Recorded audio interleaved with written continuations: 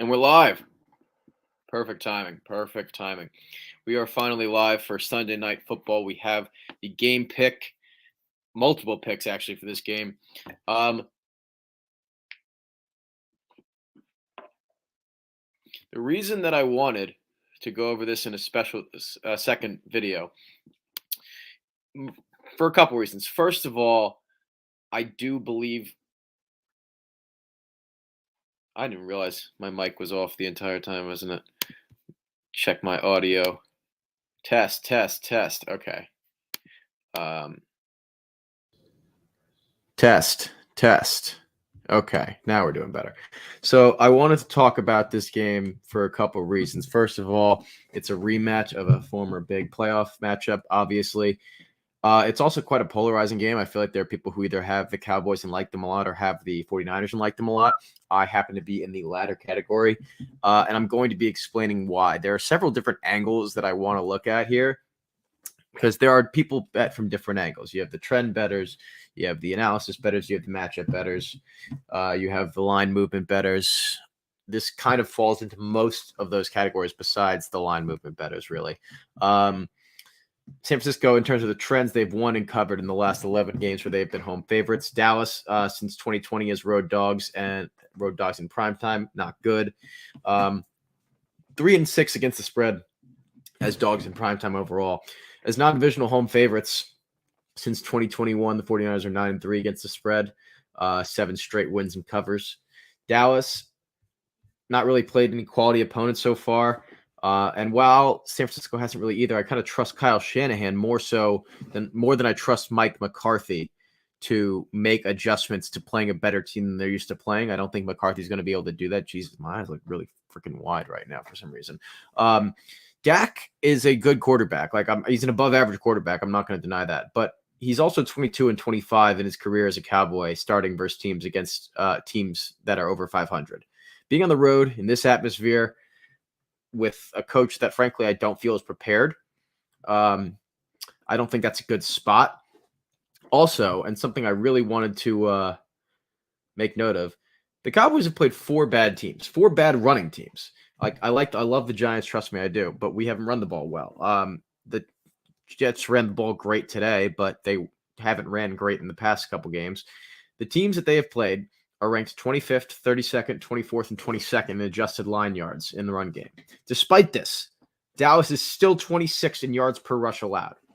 This run game is going to be where San Francisco should and will attack for multiple reasons. First of all, you need to open up that run game in order to open up the pass game. And then second of all, Dallas is going to blitz the crap out of Brock Purdy all night if San Francisco can't run the ball. The only way that they're not going to do that is if San Francisco spreads the defense too thin by saying, if you blitz inside, we're going to run outside and we're going to be able to get there. If you blitz outside, we're going to run inside, we're going to be able to get there. That's how you stop teams from putting too much pressure on your quarterback.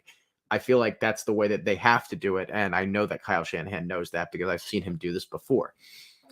On the other side of the ball, Isaiah Oliver is going to be the one in the slot on CeeDee Lamb. Now, the Niners do play mostly zone, so it's not like they're going to be matched up man-to-man, but he has been very good in zone coverage, Isaiah Oliver.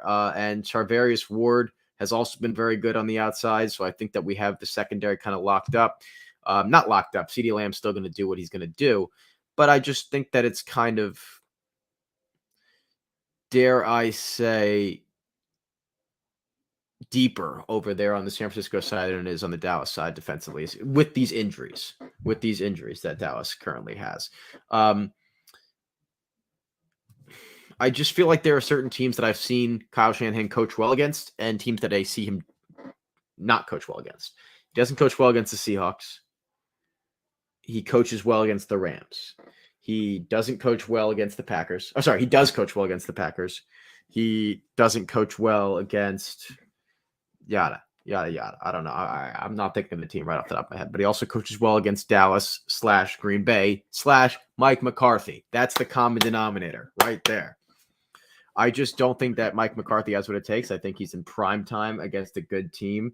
I think that they're going to kind of be punched in the mouth a little bit. And I know I said that phrase used for the Vikings earlier today and they lost, which, believe me, I think that if they have Justin Jefferson and they don't pick up a flag that they had already declared and spoken out the penalty into the microphone, then I think the Vikings do cover that spread. So I stand by that. With that being said, Dak on the road in his career, 3% lower completion percentage and a touchdown interception ratio of 71 to 34, 99 to 32 at home. So much worse on the road than at home. Add to it that they're playing their first tough defense of the season. Add to it that their defense might not be at an advantage for the first time all season and in the last probably calendar year, or maybe not calendar because they played the 49ers last year in the playoffs. So I really do think that the Cowboys may put up a fight in the first half even. I don't see first half spread for Dallas as the worst play in the world. I just do think I don't like Mike McCarthy's second half adjustments. He hasn't had to make any all season. The only time he did was in Arizona, and he didn't make any. I think if they go into this game down at the half, they're going to be losing at the end of the game. And if they go into the game winning at the half, they still might come out of the game losing. I have 3 units on San Francisco -3. I know it's much harder to find that number. It's been mostly at 3.5 at a lot of other, at a lot of the legal books. I went offshore for this one because I had it at 3 offshore. I'd still take it at 3.5 though. I don't really. It's in my official sheet as 3 because that's what I have, but and you can buy it to that at MGM. I changed the number on the sheet to -120 to indicate buying from -105 to 3 at -120. I added another 5 cents on there just to simulate the process of buying a point. With that being said, though, I just don't understand. I understand how Dallas can win this game. I don't think that they have the capabilities to do so, especially with the defense the way it is. I think if Trayvon Diggs is there, we have and J-Ron and Curse in the safety spot. I think we're maybe talking about a different story. The secondary becomes a lot stronger. The pressure on Ayuk and Samuel on the outside becomes a lot stronger. Although Ayuk has toasted Trayvon Diggs in the past.